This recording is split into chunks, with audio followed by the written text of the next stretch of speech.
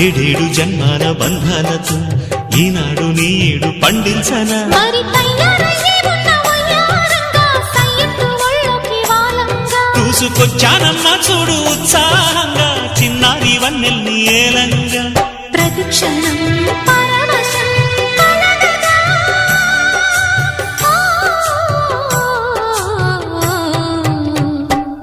మనసా పలకవే మధుమాసపు కోయిలవై చెలిమే తెలుపవే